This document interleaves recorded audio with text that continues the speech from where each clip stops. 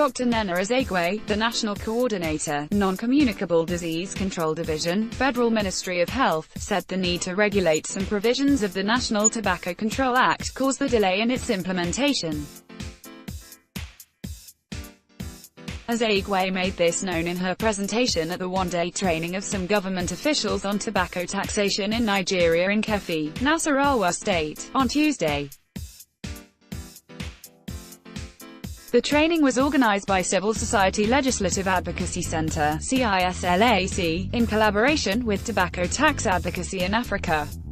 Represented by Dr. Malau Toma, a branch head of Tobacco Control Unit, the coordinator said that 70% of the provisions required regulations before the full implementation of the law.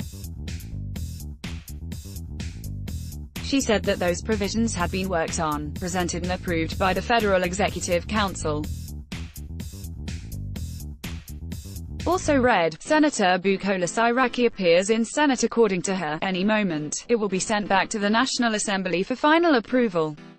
We have developed a work plan on other ones that require no regulation, like tobacco smoking in public places, ban on selling cigarette in one stick, as well as sending minor to buy tobacco.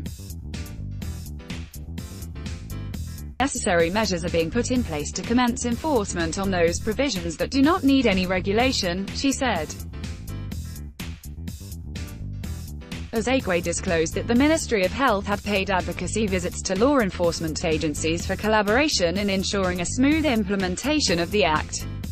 She underscored the need for continuous media sensitization to educate the citizenry on the Act. The coordinator suggested ratification and implementation of protocol to eliminate illicit trade in tobacco products. She stated that proactive adoption and implementation of WHO-approved track and tracing system should be used to reduce illicit trade on tobacco. Ezegwe described tobacco as a killer product with no permissible limit.